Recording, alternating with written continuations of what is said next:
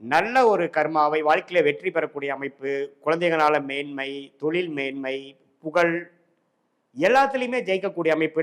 ஜாதகரே கொஞ்சம் டேலண்டடான ஆளு. எப்போ லக்னாதிபதியும் ராஜயோகாதிபதியும் சம்மந்தப்படுறார். லக்னாதிபதியும் குருவும் சம்மந்தப்படுகிறார். லக்னாதிபதியும் செவ்வாயும் சம்மந்தப்படும் பொழுது ஜாதகரே ஒரு டேலண்டான ஒரு நபராகவும், குருவோட சேரும் பொழுது அவரும் ஒரு ஒரு ராஜயோகாதிபதியா இருக்கிறதுனால கடக லக்னாதிபதி ஆகிய கடக ராசியதிபதி ஆகிய சந்திரன் செவ்வாய் குருவோடு சேரும் பொழுது அற்புதமான பலன்கள் கொடுப்பார். அதே சமயத்தில் செவ்வாய் சனியோட சேர்ந்து ராகுவோட சேரும் பொழுது நான் சொன்ன பலன்கள் குறையும். நிறைய வாய்ப்புகள் இருந்து நான் அதை யூஸ் பண்ண முடியல, கைக்கு வந்தது வாய்க்கு வரவில்லை அப்படிங்கிற மாதிரி ஒரு தாக்கத்தை கொடுக்கக்கூடிய ஒரு கர்ம வினைகள் உங்கள் வாழ்க்கையில் செயல்பட நீங்கள் பார்ப்பீர்கள், குறிப்பாக அந்த செவ்வாய் திசையில.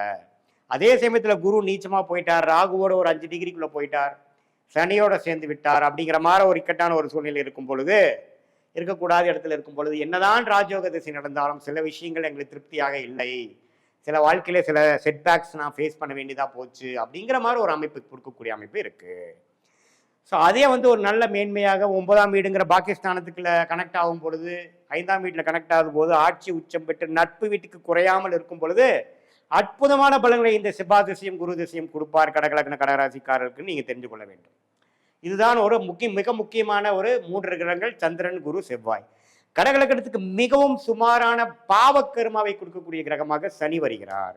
சனிதான் 6ஆம் வீட்டு 7ஆம் வீட்டுக்கும் 8ஆம் வீட்டுக்கும் வருவதனால அட்டமாதிபதியாக வரனால் சனி திசை நடக்கும் பொழுது கேர்ஃபுல்லாக இருக்கணும்.